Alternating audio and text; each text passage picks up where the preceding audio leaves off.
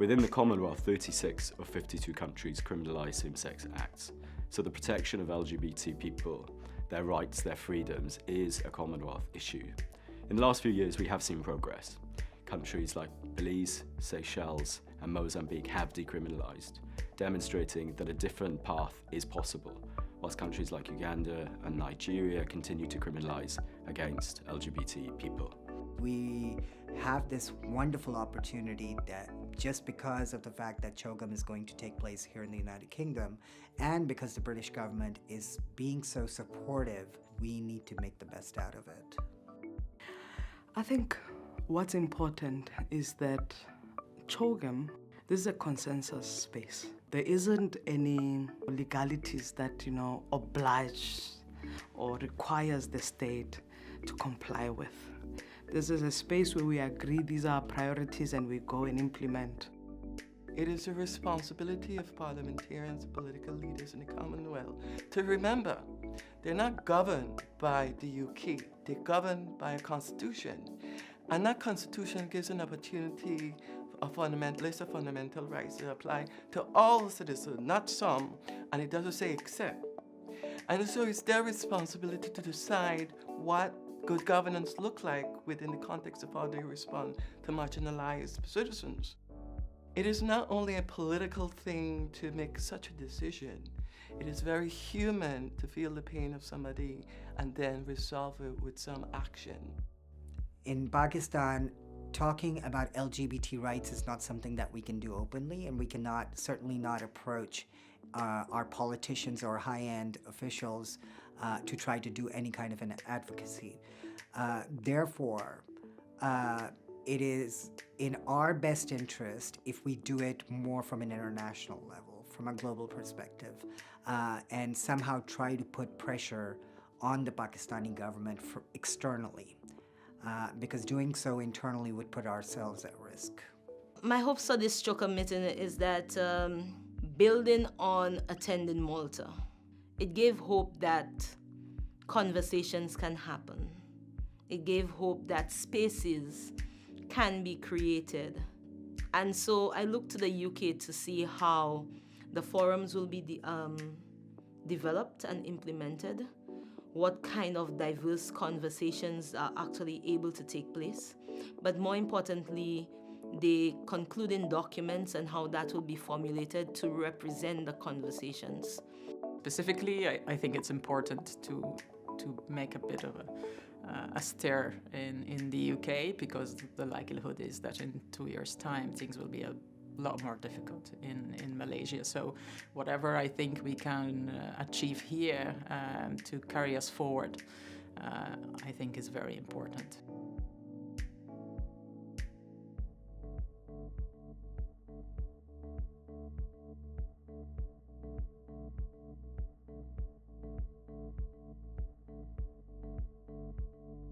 My hope is that at CHOGM, the LGBT issue is reflected throughout the different forums, so that LGBT issues is not just LGBT issues, but it is a women's issue, it is a youth issue, it's a people's issue, it's a business issue, so that they can see that we are part of the general society, not just a minority group that is on the sideline.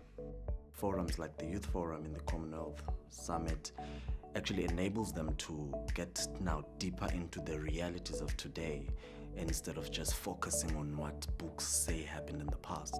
The research that we've done shows that there's more tolerance in Jamaica among the youth cohort than the older generations, and just my experiences in the work that I do and in the other spaces that I exist in demonstrate that there's much more opportunities in working with young people around LGBT issues.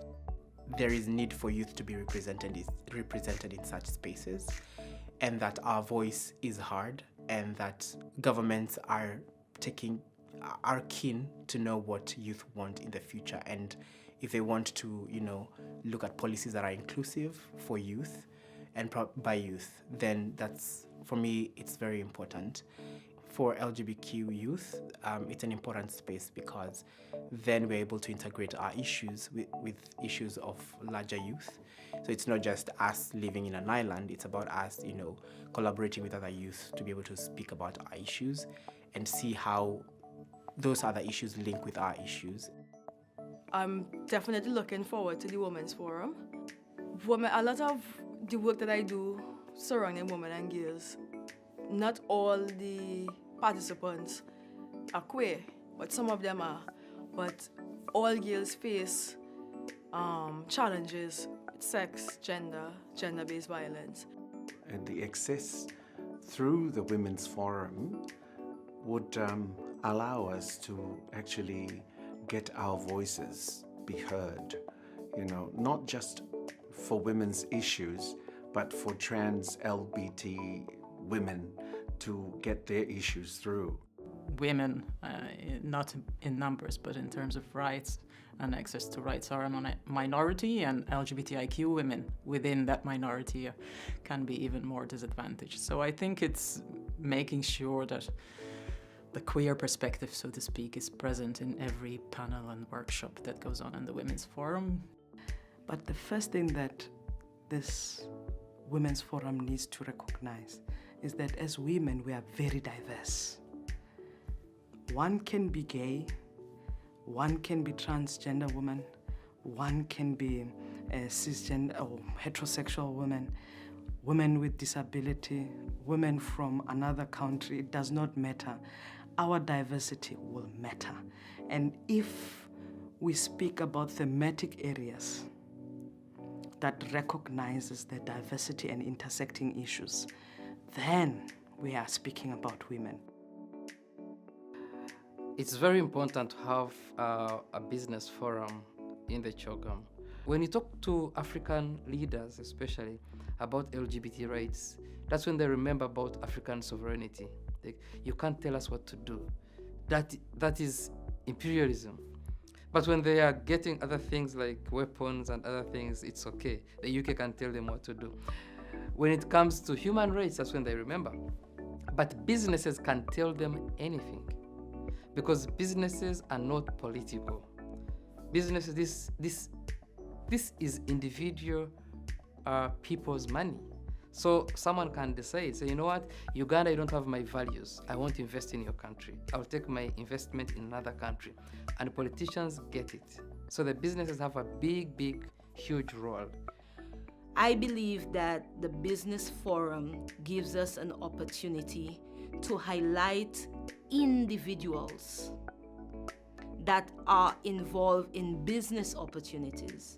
But every NGO or civil society organization that exists technically is also a business.